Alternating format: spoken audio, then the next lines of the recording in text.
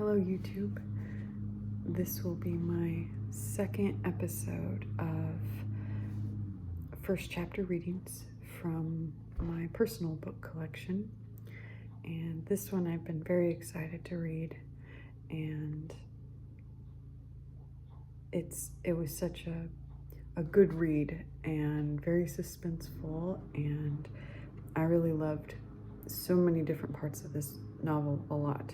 I annotated it thoroughly, and I found that they made a film about it some years ago now. I've never watched it.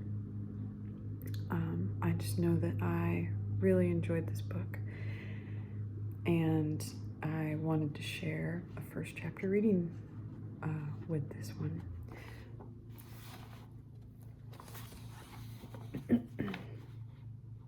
The morning burned so August hot, the marsh's moist breath hung the oaks and pines with fog.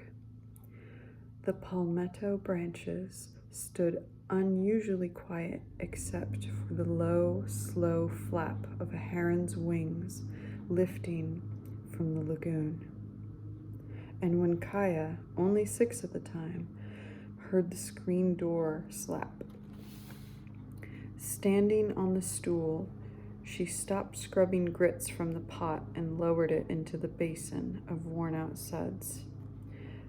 No sounds now but her own breathing. Who had left the shack?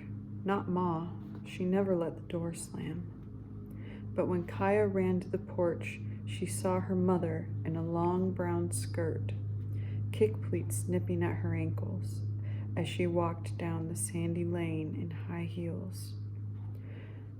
The stubby-nosed shoes were fake alligator skin, her only going-out pair. Kaya wanted to holler out, but knew not to rouse Pa, so opened the door and stood on the brick and board steps.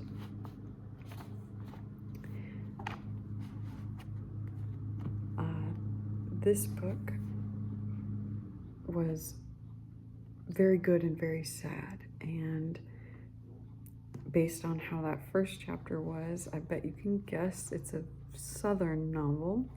It's a Southern mystery thriller crime novel, and it is Where the Crawdads Sing. I really enjoyed this book.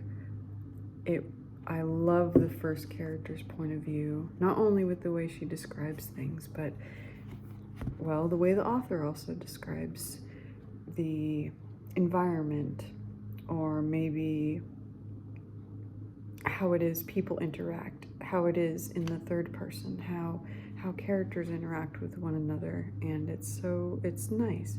It's a bit simplistic, but it's nice. It gives you enough detail to really picture it on your own, and I really love that. Now I will read a bonus page, which is my favorite page in the whole entire book, and I have to read it, and I feel like I have to share it. I love it. I think it's wonderful. This is a scene between 2 of the main characters, the girl Kaya and the boy Tate.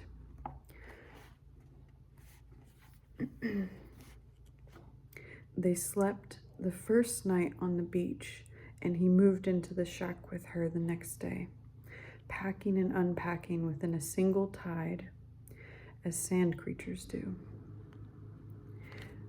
As they walked along the tide line in the late afternoon, he took her hand and looked at her.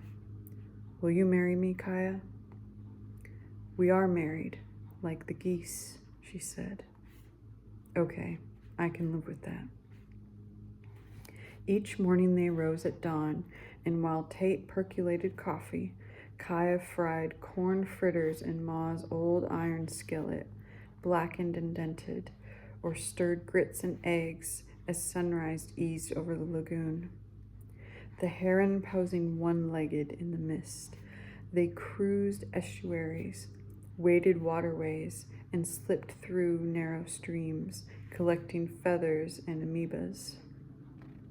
In the evenings, they drifted in her boat until sunset, and then swam naked in moonlight or loved in beds of cool ferns. That part is my favorite part. It's utterly romantic in a, I don't want to call it simplistic because I already used that word, but it seems as if it is a reassuring thing. Like it's a for-sure thing between the two characters that they are together, and that's all there is to it. They're just together.